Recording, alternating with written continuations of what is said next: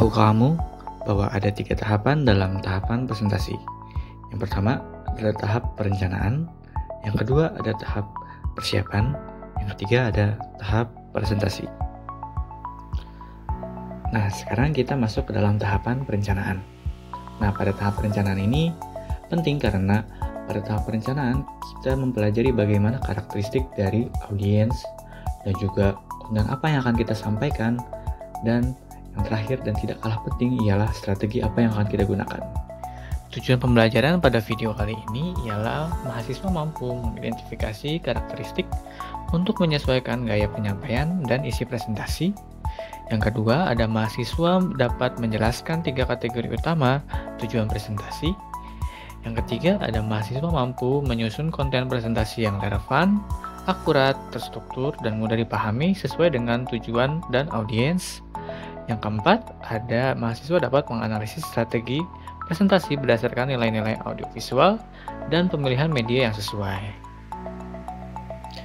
Nah, bahasan-bahasan yang akan dibahas pada presentasi kali ini ada audiens, objektif, konten, dan juga strategi. Nah, kita akan masuk ke dalam pembahasan yang pertama nih. Ada audiens. Memahami karakteristik audiens dapat membantu kita dalam menyampaikan presentasi yang lebih efektif dan juga dapat menggunakan nada yang sesuai dengan audiens yang kita tuju.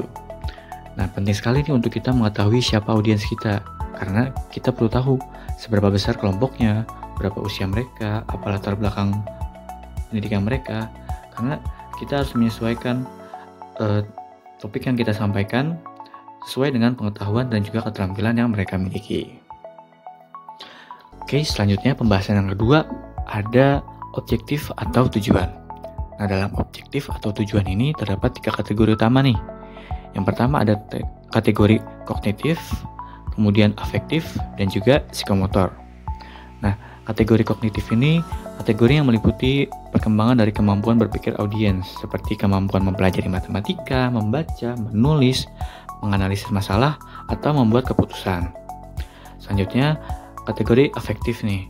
Nah, kategori afektif ini meliputi perkembangan sikap, nilai, dan perasaan dari audiens, seperti mengembangkan minat terhadap suatu bidang, membangun empati terhadap orang lain, atau mengendalikan emosi dari diri mereka sendiri. Selanjutnya, kategori yang ketiga ini ada psikomotor, yaitu meliputi perkembangan keterampilan motorik dari audiens, yaitu seperti berjalan, berlari, memanjat, menulis, menggambar, bermain alat musik, ataupun melakukan aktivitas fisik lainnya. Oke, selanjutnya masuk ke dalam konten. Nah, konten yang baik itu konten yang relevan, akurat, terstruktur, dan mudah dipahami oleh audiens. Nah, jika kita mengetahui karakteristik dari audiens itu, maka kita akan mudah menentukan konten apa yang akan kita muat. Maka dari itu, penting untuk memahami karakteristiknya dahulu sebelum kita membuat konten untuk audiensnya. Nah, selanjutnya pembahasan yang terakhir nih, atau strategi. Nah, dalam strategi ini terdapat 2 pemilihan strategi, yaitu nilai-nilai audiovisual dan juga pemilihan media. Nah, kita akan masuk dalam komponen dari strategi yang pertama nih, yaitu nilai-nilai audiovisual. Nah, dalam menggunakan nilai-nilai audiovisual di presentasi, membuat kita dapat memiliki keuntungan nih. Nah, beberapa keuntungannya yaitu yang pertama, ada audiovisual dapat menarik perhatian audiens. Nah, karena media audiovisual ini dapat menampilkan seperti gambar ataupun video, tentu audiens akan lebih tertarik dengan presentasi yang akan kita berikan, dan juga akan memperjelas hal-hal yang mungkin tidak bisa disampaikan hanya dengan verbal saja. Selanjutnya, media audiovisual dapat mempresentasikan hal yang lebih jelas. Nah, seperti yang sudah dibahas sebelumnya nih, dengan gambar atau video tentu akan lebih memperjelas dari penyampaian presentasi. Selanjutnya, media audiovisual dapat membentuk informasi yang lebih mudah diakses dan dipahami.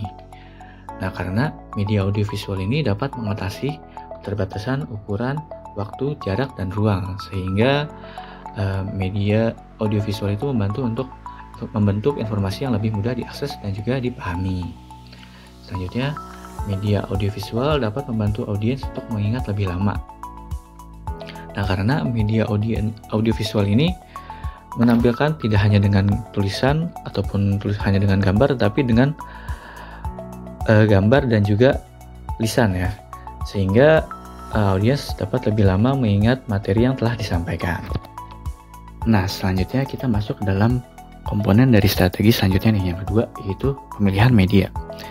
Nah, dalam memilih media, kita harus menyesuaikan dengan seperti apa karakteristik dari audiens, seperti apa presentasi yang akan kita sampaikan.